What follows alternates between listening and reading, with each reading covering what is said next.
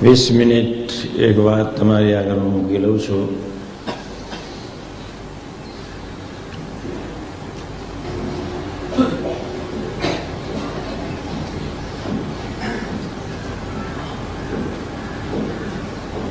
અંતરથી ખૂબ વિચારજો.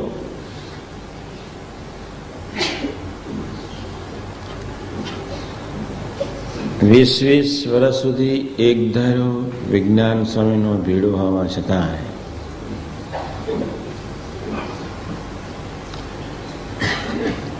જેના હૃદયનું હાસ્ય, મુખારવિંદનું હાસ્ય અને વાણીમાં કોઈ ફેર પડ્યો નથી.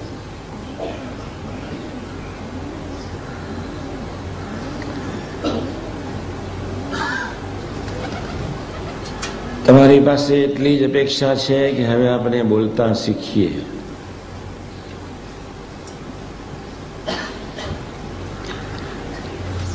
બીજી કોઈ પણ વ્યક્તિ બોલતા શીખે કે ન શીખે, હું શીખું.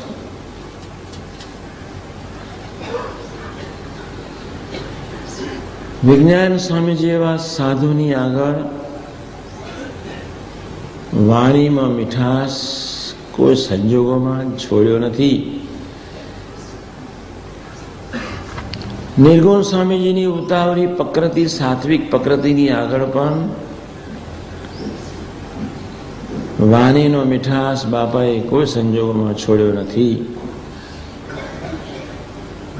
હજારો રજપૂત ગરાસિયાઓની કાઠી ગોળીની ઉપેક્ષા હોવા છતાંય, દરબારોની ઉપેક્ષા હોવા છતાંય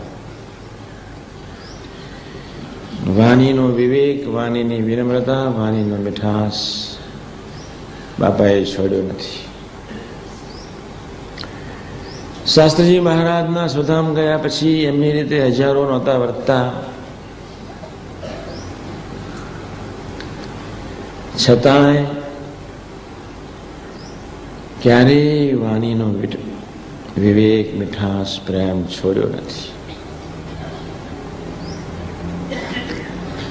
એમની રીતે કોઈ વર્તે કે ન વર્તે, એમની બ્રહ્મ દ્રષ્ટિ, પ્રેમાળ દ્રષ્ટિ નિરંતર રહી છે. 600 કરોડની જનતામાં બહુ ઓછા માણસોને બોલતા આવડતું હશે.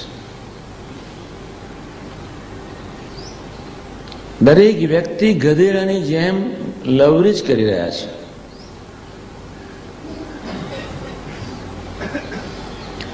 વાણી એ આત્માનું દર્શન છે.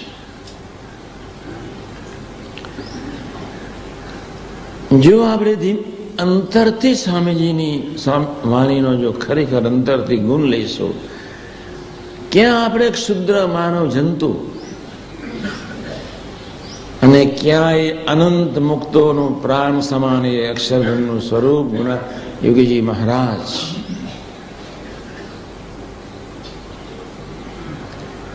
જેને લઈને જળ અને ચેતન બંને ચેતન એવું ભવ્ય સ્વરૂપ, પણ કોઈ દિવસ ક્યારેય વિવેક, જેનામાં મહારાજ સાંગોપાંગ, સર્વાંગી, સર્વોપરી રીતે સંપૂર્ણપણે વિલસે, વિચરણ કરે એવા પુરુષ ક્યારેય વાણીથી નપાસ થયા નથી. જેના સેંકડો પ્રસંગોની આપણને ખબર છે. સ્વધામ ગમન દિનના મંગળકારી શુભ દિવસે કઈક ઋણ વાળવા માટે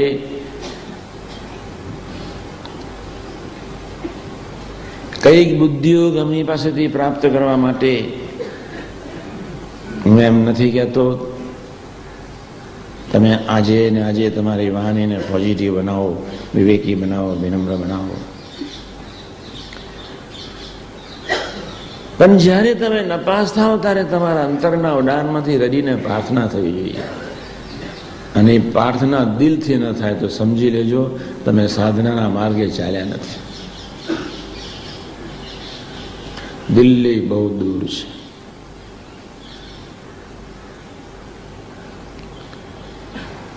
એ સહેજ સંકલ્પ જો મનુષ્ય ભાવનો ઉઠે તો અંતરના ઉડાનમાંથી રુદન શરૂ થાય. એવા કેટલાય સાધકો તૈયાર થઈ રહ્યા છે.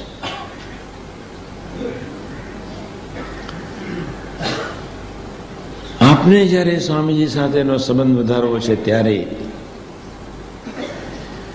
જેમ જેમ સંબંધ વધતા જઈશું, જેમ જેમ ભૂલકોની ભાવનાથી જીવતા જઈશું, તેમ તેમ બુદ્ધિયોગ આવશે, તેમ તેમ મહિમા પ્રધાન વાણી, પોઝિટિવ વાણી તો થશે. આંખ બંધ કરી શકાશે, કાનને કદાચ બંધ કરી શકાશે, વાણીને બંધ નહીં કરી શકાય.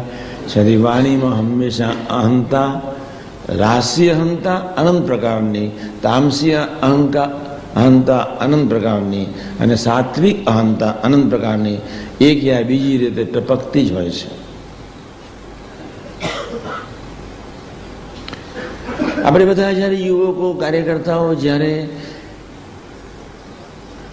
જેની કંઈક જવાબદારી છે એવા જયારે પાત્રો અહીં ભેગા થયા છે ત્યારે જેને 5-25 માણસોની સાથે હિત કરવાનો છે, સંબંધ કરવાનો છે, ગોષ્ઠી કરવાની છે, એવા સેવકો જયારે અહીં ભેગા થયા છે ત્યારે આપણી વાણી મહિમા પ્રધાન હોવી જોઈએ.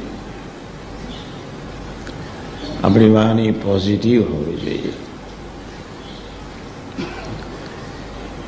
ખૂબ વિવેકી, વાણી અમૃતથી ભરી મધુસમી. વર્ષોથી એ શ્લોકને બોલીએ છીએ. અંતરના ઉડાનથી પ્રાર્થના કરી નથી, અંતરના ઉડાનમાંથી ગુણ લીધો નથી. 2 પૈસાની બરકત ન હોવા છતાંય, અંતર સૂનું હોવા છતાંય, અંતરમાં કામક્રોધની વરાળ હોવા છતાંય, અંતરમાં એ પટાંગર પર ચિત્તના ભૂરા વિચારો ને ભાવો, સપનો હોવા છતાંય આપણે કેવી રીતે આવો સંબંધ થયા પછી પણ પટલ થઈ શકીએ?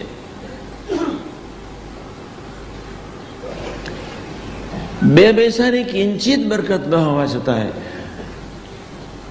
આપણે આપણી પોતાની અદા, સ્વભાવ, પ્રકૃતિ યથાવત રાખીએ છીએ. જગત બદલાય કે ન બદલાય, બાજુનો મિત્ર બદલાય કે ન બદલાય, તમારી વાણી બદલાવી જોઈએ. મીન્સ પોઝિટિવ થવી જોઈએ, મીન્સ સંબંધવાળી થવી જોઈએ, મીન્સ મહિમા પ્રધાન થવી જોઈએ. આ એક જ પકડી રાખશો તો અનંત ગુણ આવશે. ત્યાં આગળ બાપાના બધા ગુણાતીત પુરુષોથી મળીને અત્યાર સુધી ગુણાતીતથી મળીને બધા જ ગુણાતીત પુરુષોની વાણીના મીઠાશના, વિવેકના બધા પ્રસંગો આપણે ખરેખર વિચારીએ. કોઈ બીજી મોટી વાત નથી કરવી, આ તો બહુ સામાન્ય વાત કરું છું, છતાં સામાન્ય છે. આપણે આપણા અહમને ઓળખીએ. ગુણાતીત પુરુષોના એક જીવન અને કાર્યને સમજીએ.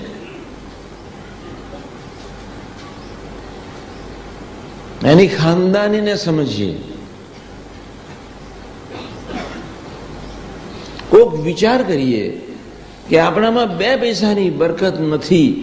અમારા અમે બધા યુવકો સ્વામીજી સાથે ફરતા, બાપ રે બાપ, કેટલાના ગોટાળા કેટલાય પ્રકારના હોય, પણ એનો પ્રેમ એક